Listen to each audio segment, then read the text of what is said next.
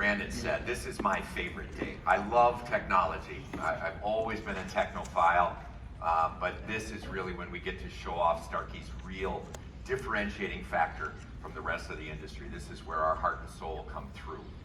And really, as Brandon said, this day is really about reflecting what is your purpose, what's your why, what it is that we're really asking when we say what's your purpose is, what's your passion? What excites you in the morning to get up and go to work? If you say nothing, then I would at least hope that the past couple days have re-energized you in ways regarding that you can better meet the needs of your patients that you'll see on Monday, for those of you who are clinical service providers, when you're back in the office. But this question is one that I think we are all searching for in our life. And when my daughter Lauren was growing up, I would frequently challenge her to find her passion. And although I was trying to be a good and supportive dad, I also realized that I was causing her anxiety, because this can be a difficult question to answer if you don't really have the formula for that. So upon a lot of deliberation and introspection and a lot of discussions with her, I tried to come up with a more tangible definition to really guide her and to continue me on my journey to sort of see what continues to reignite my passion on a daily basis. So when I think of and how I define it now is in terms of finding your passion, it's really the alignment between what you love to do and what you're good at. I could say that I wanted to practice every day and work out every day, but I'll never be playing for the Packers, my team. But there are other things that I maybe love to do and not very good at, and other things that I'm good at and really don't like. But it's that alignment of the two that make you feel like you can go on and on when other people fall off. And it's really that struggle to figure out the alignment between those two that helps guide and define the passion within you. Now, Starkey was founded more than 50 years ago with a simple premise. Hearing is our concern.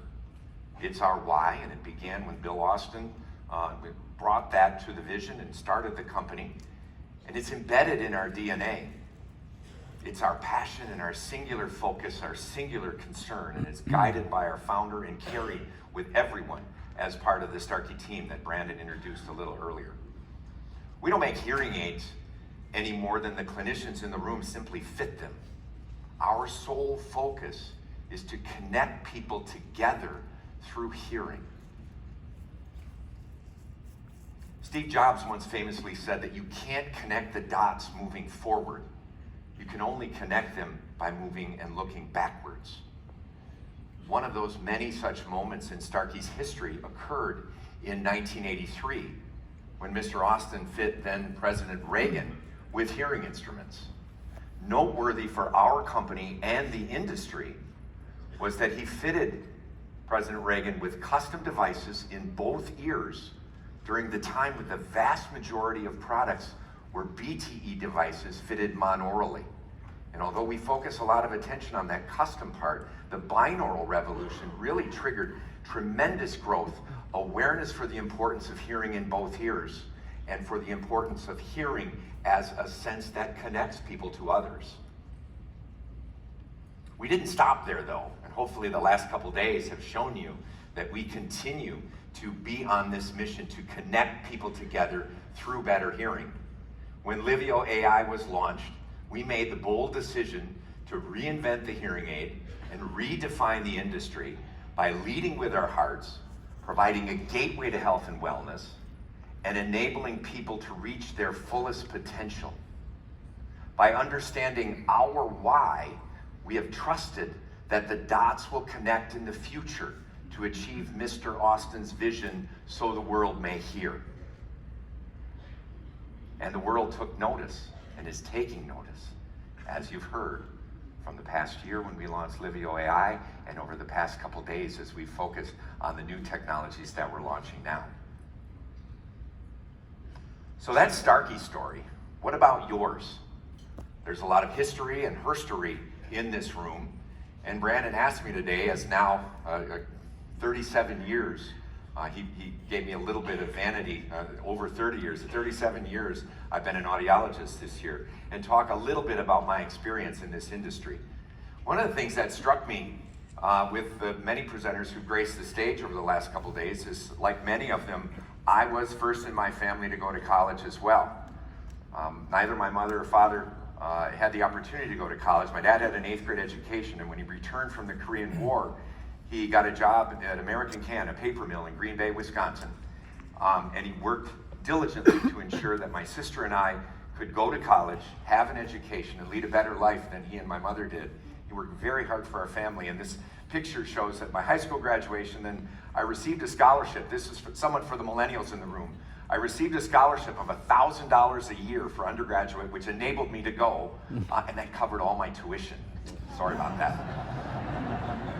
I began, the picture on the right shows me and my dad when I began at the University of Minnesota as a pre-vet student. 40 years ago today, I changed my major to speech and hearing sciences, and I've never looked back for a single moment. Thank you. Passion has a way of taking over, and when I found that, I knew that this was my journey. I knew it was my vision. I knew that I didn't have the dots to connect forward, but I trusted in the judgment that my parents, who worked so hard to ensure that I would have a career, a profession that I loved, and I knew what it was. I didn't know where I'd be. I had no idea that I'd be on this stage today. When I graduated with my master's degree in 1983, one of my professors congratulated me, and then also said that he was glad that he was in his position rather than mine because he didn't see much future for this discipline. Mm-hmm. As I reflect on this very often, I would argue that the past 37 years has been a remarkable time for our discipline. And I honestly wish that I had another 30 years to devote to this profession. And if my knees hold out, I'll see how many more I can give. 2 life lessons from that early experience, though. 1, anything is possible. And 2, don't take anything in life for granted. Shortly after I took that picture of myself and my dad, where we were both proudly wearing coats that my mom had sewn, we found out he had cancer. He never got to see me become an audiologist. He died when I was 23 and prior to my graduation.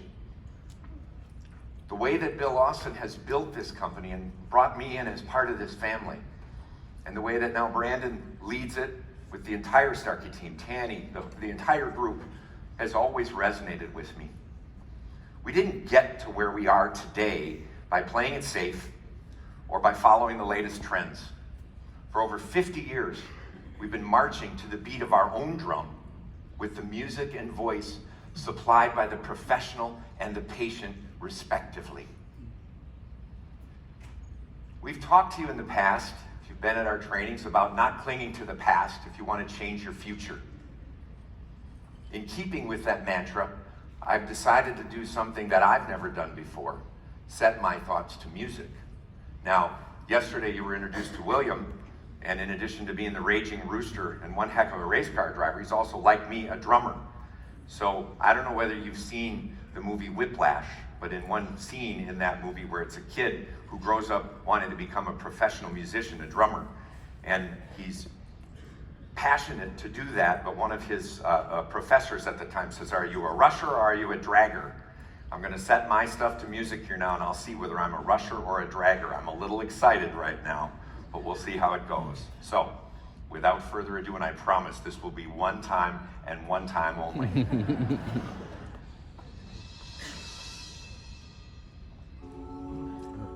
Ladies and gentlemen, from the Starkey Hearing Innovation Expo 2020, listen carefully. If I could offer you only one tip for the future, hearing protection would be it.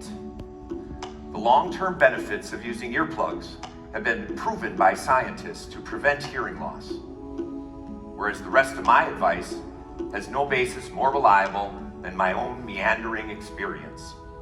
I will dispense this advice now. Enjoy the power and beauty of your youth. All right, millennial. You will not understand the power and beauty of your youth until they've faded. But trust me, In 25 years, you'll look back at photos or videos of yourself and recall in a way that you can't grasp now how much possibility lay before you and how fabulous you really looked. But you're not as all-knowing as you think. Don't worry about the future, or worry, but know that worrying is as effective as trying to solve a masking dilemma with a tuning fork. The real troubles in your life are apt to be things that never crossed your worried mind. The kind that blindside you at 4 p.m. on some idle Tuesday. Do one thing every day that scares you. Listen. Use your 2 ears and 1 mouth in direct proportion to the way they're found on your body. Volunteer. Don't waste your time on jealousy. Sometimes you're ahead, sometimes you're behind. The race is long, and in the end, it's only with yourself. Remember compliments you receive, forget the insults. And if you succeed in doing this, please tell me how. Keep your old patient testimonials. Throw away your old invoices as long as you've paid them. Keep learning. Don't feel guilty if you don't know what you want to do with your life. The most interesting people I know didn't know at 22 what they wanted to do with their lives. Some of the most interesting 50-year-olds I know still don't. Take care of your shoulders, be kind to your knees, you'll miss them when they're gone. Maybe you'll own a practice, maybe you won't. Maybe you'll work in industry, maybe you won't. Maybe you'll labor till the age of 80. Maybe you'll twerk with Lizzo at your retirement party. Whatever you do, don't congratulate yourself too much or berate yourself either. Your choices are half chance, but so are everybody else's. Enjoy your brain. Use it every way you can. Don't be afraid of it or what other people think of it. It's the best instrument you'll ever use. Be empathetic, even when what you really want to do is tell people to suck it up. Know the best practice guidelines, even if you don't always follow them, and limit your time on Facebook groups because they'll only make you behave ugly. Don't forget to thank your mentors. You never know when they'll be gone for good. Be nice to your families. They're your best link to your past and the people most likely to stick with you in the future. Understand that colleagues come and go, but a precious few who should hold on work hard to bridge the gaps in geography and lifestyle. For the older you get, the more you need the people you knew when you were young. Live in the big city once, but leave before it makes you hard. Live on the beach for a while, but move before it makes you soft. And if you're lucky, you get to travel the world on your ears. And it helps if you love what you do. Accept certain inalienable truths. Prices will rise, disruptions will occur, and you too will get old. And when you do, you'll realize that when you were young, prices were reasonable, everyone put team over self, and clinicians focused on the needs of the patient. Always focus on the needs of the patient. Don't expect anyone else to support you. Maybe you'll have a great business partner, or you'll lead a successful team, but you never know when either one might run out. Embrace technology, but remember that patient delight is the combination of art and science. And finally, my friends, remember that time conspires against us.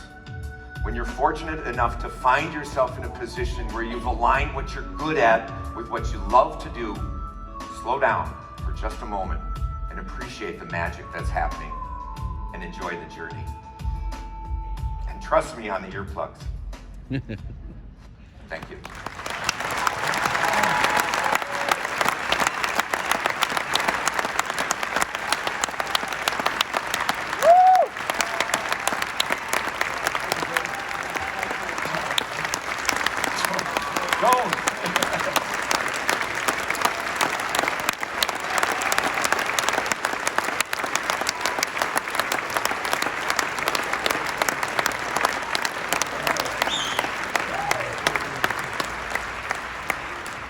Way easier talking about edge mode than talking about this. And I also want to practice gratitude. Tanny, Bill, Brandon, the entire Starkey team, I want to thank you for the last decade. It's been some of the most amazing career moments of my life, and I plan on doing many more. We got a lot to do, Tanny, as you said, in 2020 and beyond.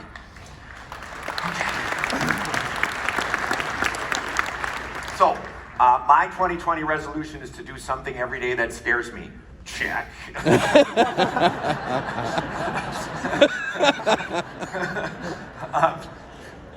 Keep learning, slip out of your comfort zone, whether it's telehealth or unbundled pricing or providing and discussing the gateway to health and wellness with your patients.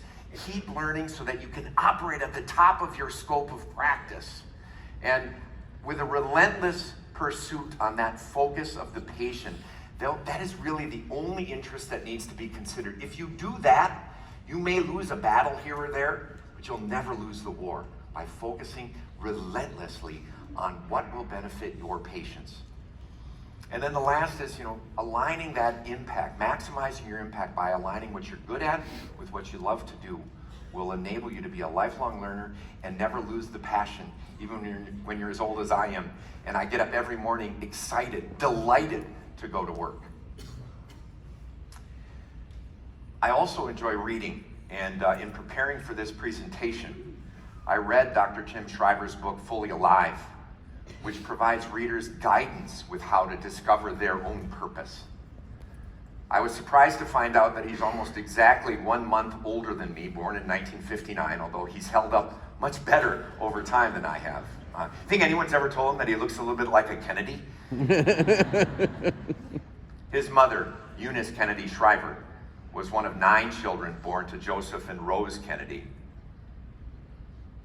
He was born into a family that's been called the American Camelot, while I was born in a small town in Wisconsin that no one had any right to even hear of until Vince Lombardi came to town in September of 1959 to coach my beloved Packers. You may have heard of 3 of Dr. Shriver's uncles, Jack, Bobby, and Teddy, who were known for their extraordinary political careers. His aunts, Jean and Patricia, though less recognizable to many, were also women of extraordinary achievement. Interestingly, in his book, Dr. Shriver maintains that his Aunt Rosemary is as much responsible for the Kennedy family's legacy of philanthropy as any of their other more famous counterparts. Yet the majority of the people in the room may likely have never heard of her. Rosemary suffered complications during her birth, and when she reached school age, her resulting disability made her unable to keep pace with her siblings. Her parents, like millions of other parents around the world, struggled to find any support or assistance. This inspired Eunice and her siblings to act, not because it was a good business idea, but they must. When Tim was growing up, his mother started a revolution in her backyard, calling it Camp Shriver. In addition to Special Olympics, which was founded by Eunice Shriver in 1968, there were many other entities that were directly developed in that backyard during that time. Upward Bound, Head Start, Legal Services, Job Corps, Community Action, foster grandparents are familiar to at least many of the baby boomers growing up in my generation. I've enjoyed working with Dr. Shriver and the Special Olympics because I think we have a kindred spirit in recognizing that it truly is the case that no matter our differences, we have far more in common than we are different. I think you can tell from this expression on my face from the Special Olympics when they were held in Los Angeles in 2015, that whatever you put in, you get back many-fold times. And I want to show a brief video next from Starkey's partnership with Special Olympics from Abu Dhabi in 2019. People in the Special Olympics have challenges in life. I feel that people with hearing loss are cut off.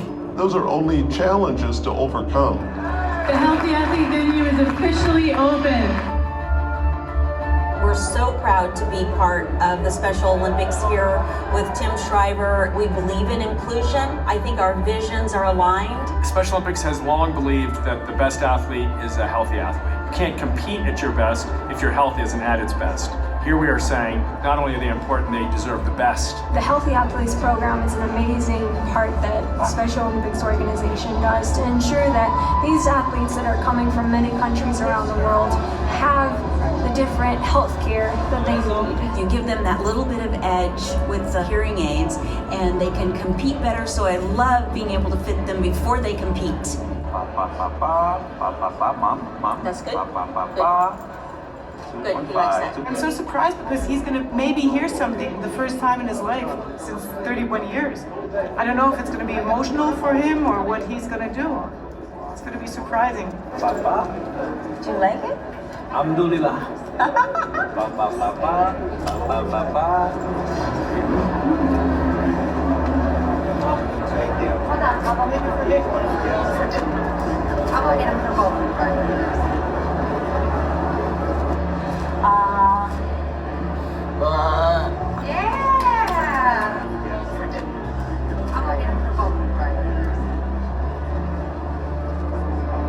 All right.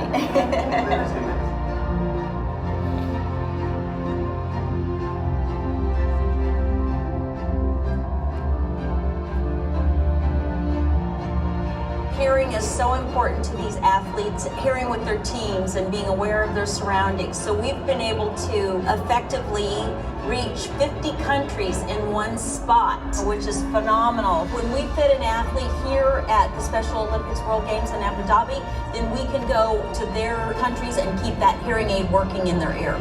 So you can just imagine the hope and the love and the dignity that gives that team, not just on the field, but as that family unit that they become in these World Games.